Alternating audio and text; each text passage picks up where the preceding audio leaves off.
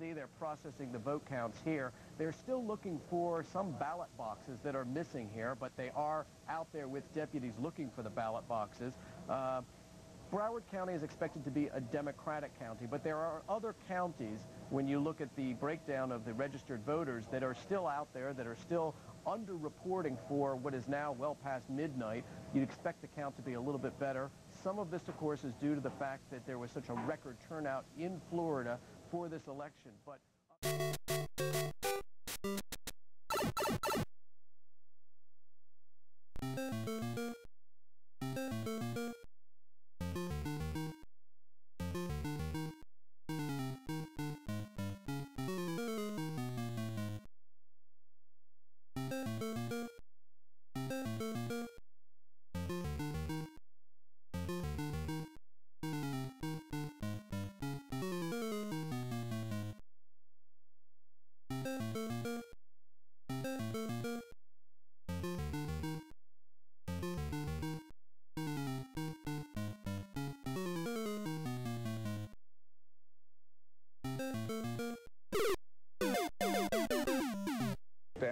Stand by. CNN right now is moving our earlier declaration of Florida back to the too close to call column. 25 very big electoral votes in the home state of the governor's brother, Jeb Bush, are hanging in the balance. This no longer is a victory for Vice President Gore.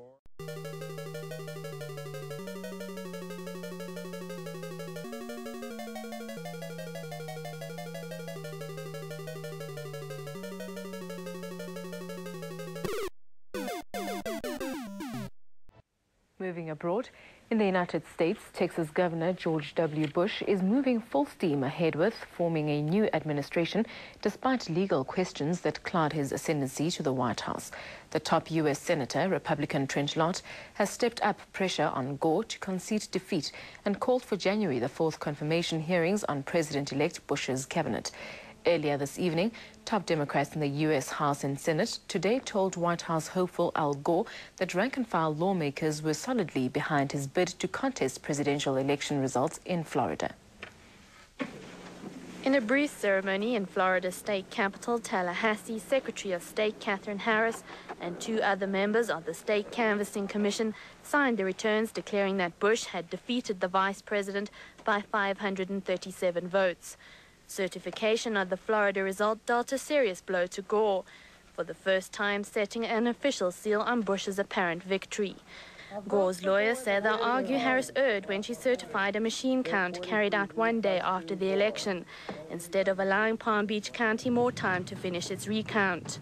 Gore intends to contest the result. Just moments ago, I spoke with George W. Bush and congratulated him on becoming the 43rd President of the United States.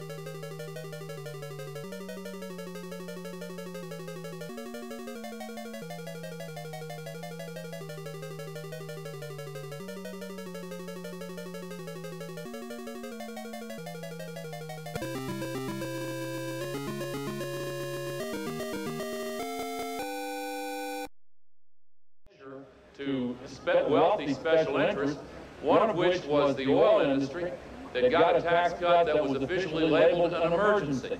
And the health care for children was assigned a much lower priority. Do we have a doctor here with us? I think you may have just fainted. Dr. Thomas, right here. Come on, let Dr. Thomas through there.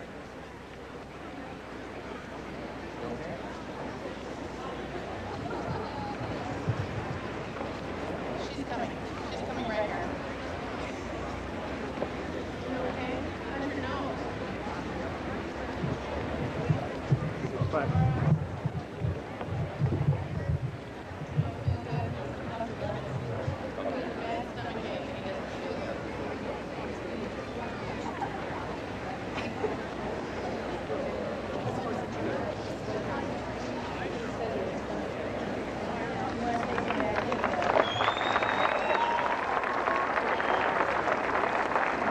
Thank you, Doctor.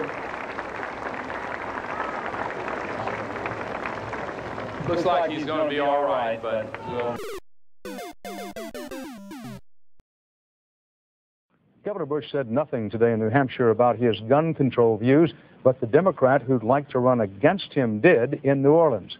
Vice President Al Gore sees gun control as one way to define himself and his differences with Bush. Today, addressing a mayor's conference, Gore noted almost a quarter of gun murders are committed by young people under age 20. Incredibly, while these 18 to 20-year-olds cannot legally buy a beer, cannot purchase a bottle of wine, and cannot order a drink in a bar, right now they can walk into any gun shop, any pawn shop, any gun show, anywhere in America and buy a handgun. You may want to note that critics say Gore misspoke himself today. Handgun sales to those under 21 are forbidden by federal law.